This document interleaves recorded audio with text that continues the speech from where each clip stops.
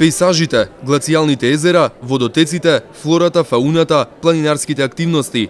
Ова се 5 тематски целини представени на изложбата на фотографии посветена на Шарпланина.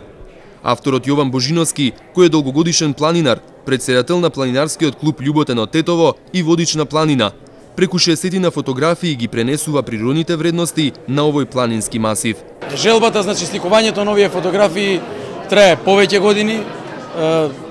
Мислам дека идејата е сета онаа убавина која што ја гледам на планината, да ја пренесам на луѓето кои што се наоѓаат долу и со тоа да малку да им влијам надеж и желба да се качат и да почнат да се движат во планина. Не мора на Шарпланина, туку во природа. Председателот на Македонското еколошко друштво Љупчо Меловски за Шарпланина вели дека изобилува со природни богатства од најразличен вид, со голем број ендемични растенија и ретки животински сорти.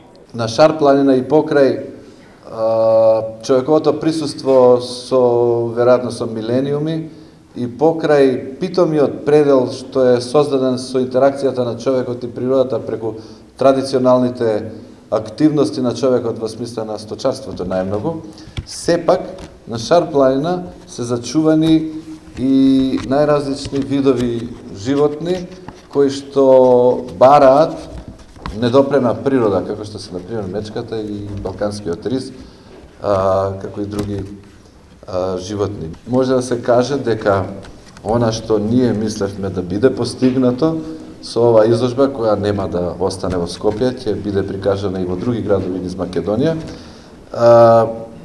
е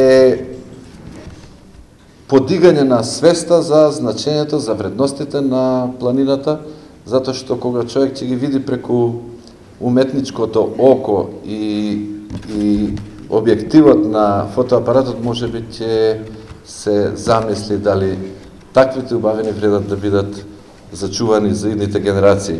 Бранислав Светозаревиќ е директор на Музеот на револуционерната борба, во кој се одржа оваа изложба, а и самиот е познавач и голем љубител на планината. Рече дека секоја од фотографиите има своја посебна приказна. За него тоа се фотографии полни со убавина, спомени и инспирација. Да се каже дека некоја планина е планина на нечиј живот, на прв поглед изгледа како пренагласен наслов на автор со поетски афинитети, или може би се работи за човек кој поретко се среќава во нашата средина, односно човек кој посветил поголем број години на планината. Човек кој често е во прегратките на незините масиви, но и кога не е таму, тој работи за неа, на незината заштита, на незината промоција, водиче на многу планинари, туристи и истражувачи, да учествува во многу организации на рекреативни и спортски манифестации, учествува и организира проекти за незина заштита, да едуцира, да пропагира за незините природни вредности, планински масиви, величенствени врвови, безброј водотоци, водопади и планински езера, незината пребогата флора и фауна, со еден голем список на ендемски видови и сето тоа да го овековечува низ објектот на својот фотографски апарат, преточено во илјадници фотографии во изминативе години.